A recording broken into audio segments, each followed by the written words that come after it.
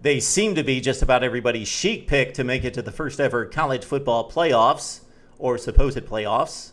That topic for another video post. I've talked about it a number of times.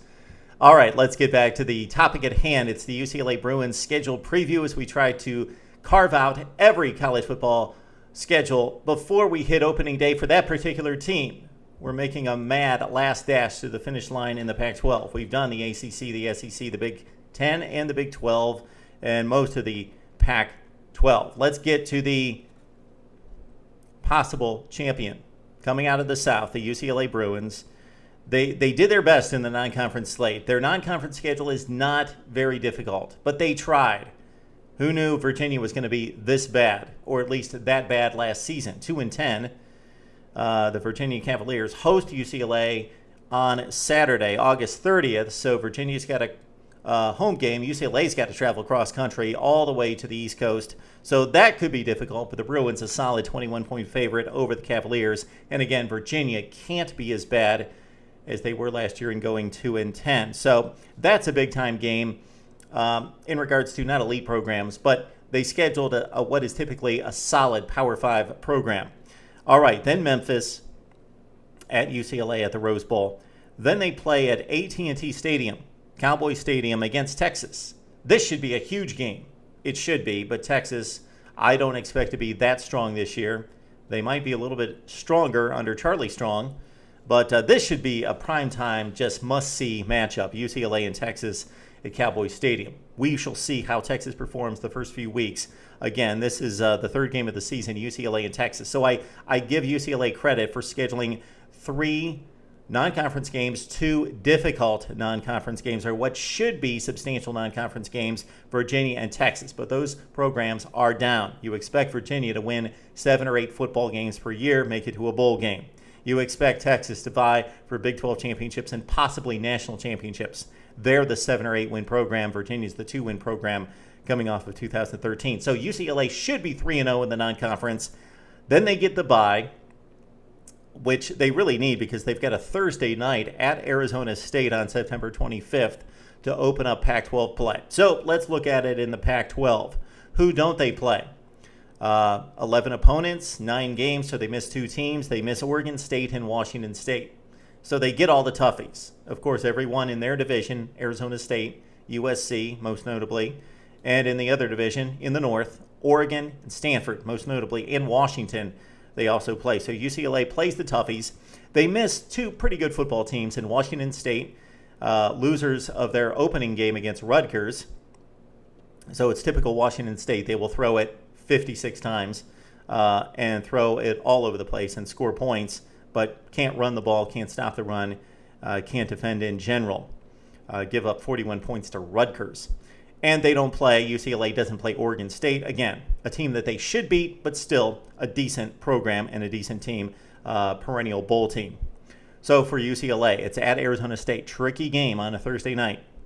That place is going to be amped to take on the Bruins, the favorite in the South Division. Then they've got Utah at home. They've got Oregon at home. Wow. Mark the calendar, October 11th. If the Bruins can get by Texas, Arizona State, they will be high in the rankings when they take on, if they aren't already, at number 7, when they take on the Oregon Ducks, October 11th. That game in Eugene last year, UCLA hung around for a half, then it got ugly. All right, then the Bruins take on Cal and Colorado on the road. They should be in good shape there. They've got Arizona at home, which will be tricky, but UCLA blew them out last year. At Washington, tricky game in Seattle against the Huskies. New coach, new quarterback, should have things cemented by November 8th. So UCLA with a tough game. These are tough games in the Pac-12. I tell you, it's a deep, deep league. So Washington, then another bye week before they finish off USC and Stanford. What I don't like about Pac-12 scheduling in recent years, they've broken up the last game being the game. USC, UCLA, Cal, Stanford, Arizona, Arizona State. I think that's still intact. So is Washington, Washington State. But USC and UCLA have to play the last game of the season. Cal and Stanford have to play that final weekend. Stupid. And it's stupid because of this as well, not just breaking up the tradition, but that UCLA plays Stanford at home the last game of the season. on a Friday. Okay, that's a great game. I love the matchup, but not on the last game of the season because, number one, they should be playing the Trojans, and number two, because like they did 2 years ago, they could be playing Stanford back-to-back weeks. Last regular season game, and then in the conference championship game. I don't think the Pac-12 wants that, but that's what they've set themselves up for. So for UCLA, with the 9 games in conference, they play 5 at home, 4 on the road to their advantage. The road games that are going to be difficult is basically the Arizona State game at Washington as well. 2 toughies on the road, Arizona State and Washington. The marquee matchups, of course, at home are Oregon, USC, and Stanford.